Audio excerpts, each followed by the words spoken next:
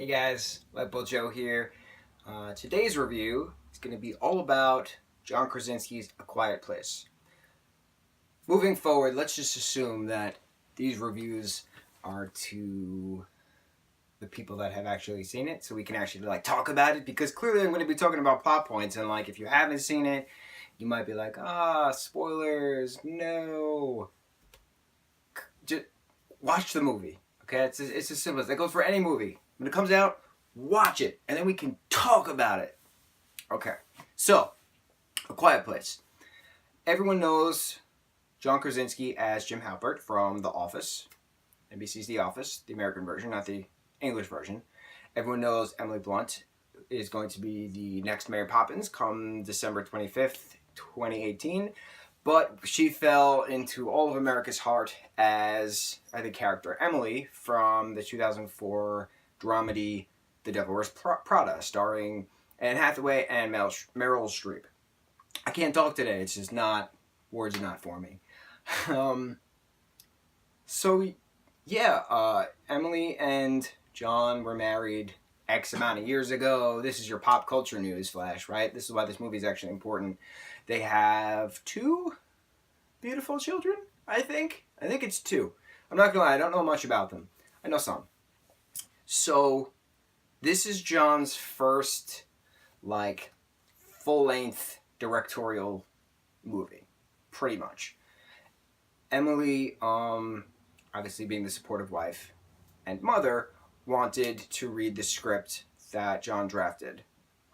So these 2 guys, whose names I can't remember, wrote the original script. John drafted the second version, and then the third, and then it went into final, and then off it went to production. So Emily wanted to read it, and John had her read it on one of the flights between London and New York, I think. And she was like, yeah, I really need to play this character, his wife, in the film, and he agreed. So I think the coolest part about this movie is that you're watching real-life husband and wife, you're watching real-life parents play husband and wife in a film, playing parents in a film. The greatest part about this film, aside from the little details and stuff, which we'll get into, is that the older daughter, who is deaf in real life, her name is Maleficent? I just butchered it. I am so sorry. But she's actually deaf, and to bring this deaf actress in to play a deaf character brought a sense of realism. And, she's teaching everyone sign language on set. And they're going over, different hand cues and all of these things. And it was just beautifully put together. This hour-and-a-half movie was so beautifully filmed in upstate New York. And I just think this is what we're going to talk about it. Okay, I've been talking about the background, but we're going to talk about the movie now. It doesn't actually start, and it doesn't actually end. It's just there, right? So the first chunk we see is the family. They're in a drugstore, and the timeline was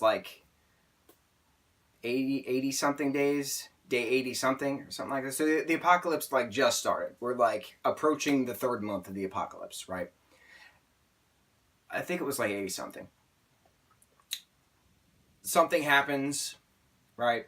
And then we flash forward to day 480-something, something like that.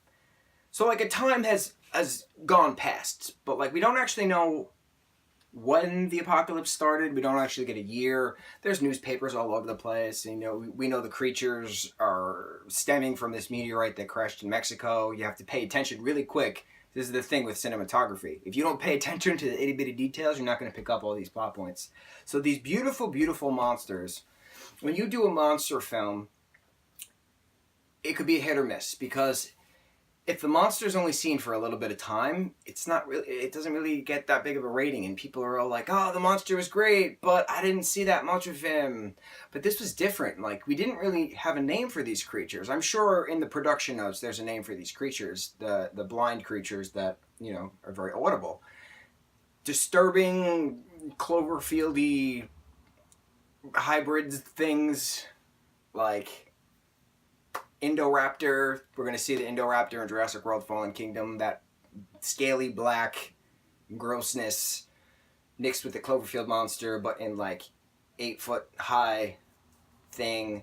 It was. I think that's a good description actually. Someone put those two together. Indoraptor versus Cloverfield monster. That's what these things look like, minus eyes. I love the plot points of sound because this is a horror movie unlike anything I've ever seen before. I've seen many. I'm big into horror. I have multiple horror tattoos on me, as you can see. I have a whole mask collection to my right, your left, that you can't clearly see. But Halloween is big. Horror is big in my family, in my household, in my life as a person. This sense of creepiness that this movie alludes to is just disturbing on all fronts because you have to be quiet to get this movie. And this is one of those movies where it's immersive. Like I was explaining how Love, Simon was immersive the other day. This is another movie that's immersive. That you as an audience filled with all these strangers are just so into this film and you just are terrified to eat your popcorn because what if the monster comes and eats you? That's what this was. And every time the girl, the older daughter who is deaf, took out her, I was going to say earpiece, that's not the word, and I don't actually know the name of it. The colloquial thing. Conky, I don't know the name. The thing that goes in your ear that you're supposed to... A hearing aid? But, like, it's a special kind of hearing aid? Whatever. Every time she would take it out, the sound would fade out as to this is how her life is. She doesn't hear anything. And then when she put it back in, the sound would come back in, and you would hear the birds and the trees and all the wind and stuff like that. The stream and the waterfalls. It was just so well put together, and I'm so proud of John because who would have thought that this king of comedy could do something so terrifying and just kill you to see all of this pain and torture that this poor family is actually going through, A. B, how the hell do you pop a kid out during the course of this kind of apocalypse where making sounds can kill you? And C, I could go through the entire alphabet of how amazing this thing is. I just think it's important because it's something I've never seen before. It's unlike any other horror film. And I feel like a lot more horror films moving forward are going to be more towards that playing with your senses. So this one was playing with our ears. Possibly there might be one that plays with our sight. There's a lot of 4D cinemas, so those might play with our sense of smell. Who knows? Maybe there'll be another one for touch. You'll be all weird if you like touch your face. I don't know. We'll see. But this movie was great because it was different and it was new and it was innovative and so much elation was just brought to everyone about all of these different aspects of the film. And for that, my rating system, we're going to give A Quiet Place 10 out of 10 bolts because it's unlike anything I've ever seen. So kudos to you, John. Kudos to you, Emily, and your beautiful family on screen and off screen. Yes, go see it. Mucho mahalo.